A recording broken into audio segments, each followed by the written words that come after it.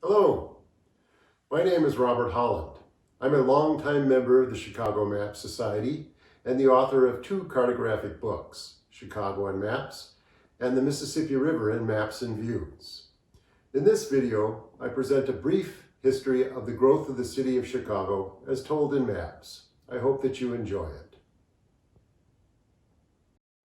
The Growth of Chicago as Told in a Few Maps by Robert A. Holland. We begin with a beautiful retrospective map that presents a wealth of information about the town of Chicago in its early days. Produced for Chicago's Second World's Fair, the map states that it was compiled from data provided by the original map of Chicago about 1833, of which there is no known copy. Here are a few highlights from this map. First, in the northwest quadrant of the map, we find a wild onion plant depicted with the word Chicago below it. That is spelled C-H-E-C-A-G-O-U. From the language of the local Miami Indians, this word is actually derived from a word used to refer to the wild garlic plant that was abundant along the banks of the Chicago River. LaSalle was among the first to notice that the Miami also used this word to refer to the peninsula where the Chicago River emptied into Lake Michigan. Next, we see that at the time of its incorporation as a town, the village of Chicago was centered on the Forks, which was the name the early settlers gave to the area surrounded by the confluence of both branches of the Chicago River. The village in its early days was a racially diverse settlement of Native Americans, half-breeds, French Canadians, and Anglo-Americans. A raucous lot, they lived isolated from civilization, traded in furs, and drank liberally in the taverns along the river. As depicted in an inset at the top of the map, establishments centered around the Forks included Chicago's first post office, the Sauganash Hotel, which was the first frame house built in Chicago, the Wolf Tavern, a reference to Wolf Point, the angular prominence of the west bank of the Forks, and Sam Miller's Public House. As more settlers arrived, additional houses were built along the south side of the main branch of the river to Fort Dearborn, on South Water Street, which is depicted in the inset in the upper left corner of the map. The first drawbridge in Chicago crossed the river at Dearborn Street. Built in 1834, it was 300 feet long, with an opening of 60 feet. Gallows-like in its appearance, its abutments were so dangerous that in 1839 the City Council ordered it destroyed. Fearing that the City Council may change its mind, citizens of the city immediately chopped it down. The first Catholic church in Chicago was built in 1833 on the southwest corner of State and Lake Streets. St. Mary's Church was built by Augustine Taylor, who employed a new principle of construction, balloon framing, that was to prove instrumental to the city's rapid growth. In 1833, only a few houses were scattered along the north side of the river, most of which belonged to early settlers of the area. John Kinsey, who had arrived in Chicago in 1804, occupied the house originally built by DuSable. Antoine Wilmette, a longtime employee of Kinsey, was living in Chicago when troops arrived in 1803.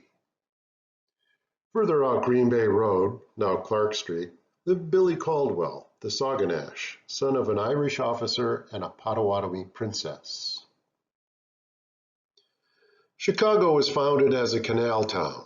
That is, as the northern terminus of the Illinois and Michigan Canal, which was to be the final link in a great national internal waterway that would connect New York with New Orleans via the Erie Canal, the Great Lakes, the Illinois and Michigan Canal from Chicago to the Des Plaines, Illinois, and Mississippi rivers. We see in this 1834 map of the proposed canal that it was originally dubbed the Michigan and Illinois Canal. As depicted by the two maps shown here, the prospect of such a canal prompted Congress to move the northern boundary of the state of Illinois 62 miles north of the line specified by the Northwestern Ordinance of 1787, shown on the left map, so that the Port of Chicago would fall within the state's perimeter, shown in the map at the right. In 1829, the Illinois General Assembly appointed a commission to dig the canal and to lay out towns, sell lots, and apply the proceeds to the construction of the canal. In 1830, James Thompson laid out the town of Chicago as seen in the plat here, which set the location, pattern, and in many cases the names of the streets and subdivisions of the future metropolis. As such, Thompson's plat may justifiably be considered the fundamental map of Chicago as an urban place. The initial auction of the lots in Chicago would set off one of the most frenzied periods of land speculation in American history. Fueled by harbor improvements and the start of the Illinois and Michigan Canal, Eastern investors soon began to flood Chicago with capital, and property values soared. An 80 by 100 foot lot at the corner of Clark and Water Streets that sold for $100 in 1832 was sold for $3,400 in 1834.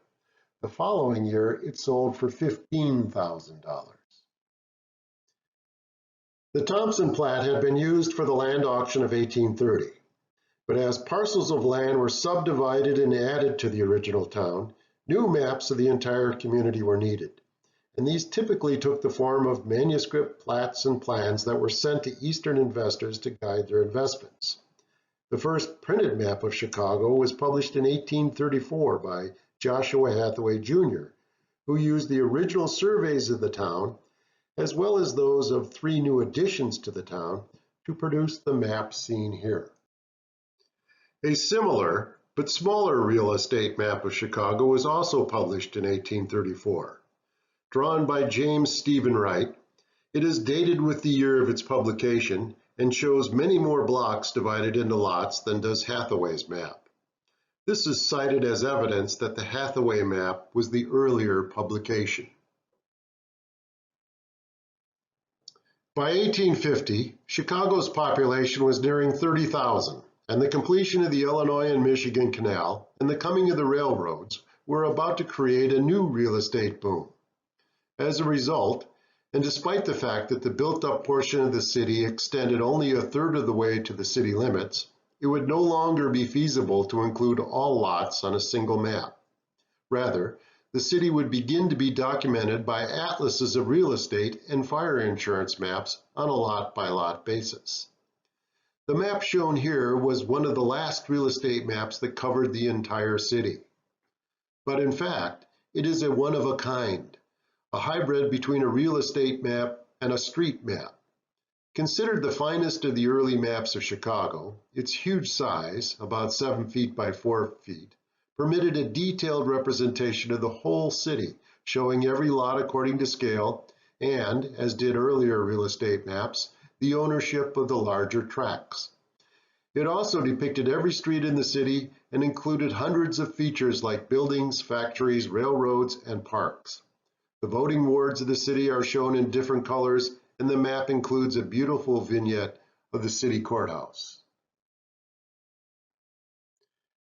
In 1846, there was not a single mile of railroad track in Chicago.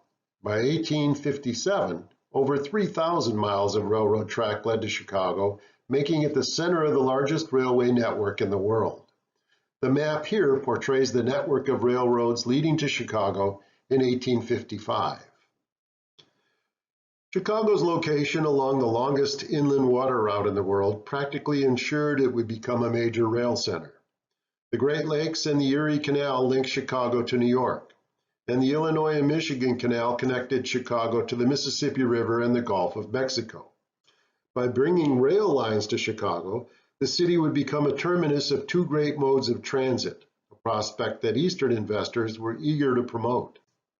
Chicago's geography was also instrumental in its emergence as the nation's largest rail hub. Railroads were destined to cross the continent, and in doing so, they played a fundamental role in creating a strong and unified nation. The railroads opened up the West and linked its development and destiny with the East. Lake Michigan, however, stood directly in the path of the shortest railroad route from the east to the far west and northwest. Thus, Railroads bound for these areas were forced to go around the lake's southern tip and directly through Chicago. The railroads transformed Chicago into the nation's largest transportation and commercial center almost overnight. This transformation greatly altered the city's landscape, for wherever tracks were run, and they were run wherever the railroads desired, land use was immediately affected. Depots and train yards dominated their surrounding neighborhoods, and commercial and industrial development quickly gravitated toward rail lines. Chicago literally grew up around its railroad tracks. It had to, as the railroads left only a single square mile in the center of the city free of their direct presence. No railroad had a bigger impact on Chicago's physical environment than the Illinois Central Railroad, whose directors had requested access to Chicago's inner harbor on a line directly along the lakefront. This was contrary to an edict by the Illinois and Michigan Canal Commission, which had set aside one parcel of land along the lakefront for public use and on the Thompson Plat had marked the lakefront with the words "public ground, a common to remain forever open, clear, free of any buildings or other obstruction whatever." This provision distinguished Chicago from almost every other waterfront city in America, where the choice land along the water's edge was typically appropriated by manufacturing and transportation concerns. These industries would soon develop into a wall of unsightly buildings and grounds, foul the water with their waste and runoff, and cut a city off from what was once its most picturesque feature. By 1850, this was the fate of Chicago's riverfront. The lake, however, had thus far remained free of development. After months of bitter haggling, the city and the railroad reached a compromise. The city council would permit the railroad's trains to enter by way of a strip of land not on the lakeshore, but several hundred feet out into the lake. This would require the railroad's tracks to be laid on trestles, which the railroad would have to protect from lake waters by building breakwaters and dikes. This, in turn, would solve a civic problem that plagued the city for years: the flooding of the lakefront that was eroding away the Canal Commissioner's lakefront park and often sent water right to the front doors of the princely homes that fronted the park and lakefront along Michigan Avenue. The striking 1857 view of the city shown here clearly depicts the Illinois Central's tracks just inside the lakefront breakwater. The tracks can be seen leading to the Illinois Central's terminal and branching out to warehouses at the mouth of the river. Individual buildings are clearly depicted along the city's grid, and the river is lined with warehouses for the storage of grain and lumber. Note the basin between the lakeshore and the breakwater. City officials had tried to get the railroad to fill it in so that the city could create a new park and promenade. The railroad rejected this idea, and Chicago's residents began to use the basin for swimming, sailing, and rowing. When, however, the railroad received court permission to create a landfill extension of its terminal dock and storage facilities, the basin became landlocked and turned into a still pool filled with industrial debris, floating packing crates, and the bloated corpses of horses and cattle. In October of 1871, Chicago suffered one of the worst urban disasters in history, as a large portion of the city was destroyed by fire. At the time, Chicago was the fastest growing city in the world. In just under 4 decades, it had grown from a town of 3/8 of a square mile to a city of 18 square miles, and its population had grown from barely 350 to 340,000. The likelihood of the Great Fire was not unforeseen. In 1868, the fire department warned the mayor and the city council of the grave defects in which our city is being built. Indeed, almost every building outside of the central business district was constructed of wood, and even the marble buildings downtown had wooden cornices, long wooden signs on their fronts, and mansard top stories made of wood. Almost every roof in the city was made of wood and covered with felt, tar, or shingles. The city had miles of raised wooden sidewalks, and even the streets of the business district were lined with blocks of pine. The fire department also warned that a great number of the city's strikingly beautiful new stores, hotels, and multi-story buildings were poorly constructed by swindling contractors. The Great Fire killed over 300 people, left more than 90,000 people homeless, and destroyed 4 square miles of the city, nearly 1/3 of the city's total area. The map shown here is larger and more colorful than many similar maps that appeared at the time. The Great Rebuilding, which this map was meant to promote, began almost immediately, and no city has recovered from a large-scale disaster as quickly as Chicago. Within a year, its downtown was nearly completely rebuilt. This first phase of rebuilding ended with the Depression of 1873 and resulted in a downtown that looked much the same as it did in 1871, except that it was larger and a few stories higher. By 1880, however, a new wave of construction would begin, and in a little over a decade, the entire downtown would be completely rebuilt again.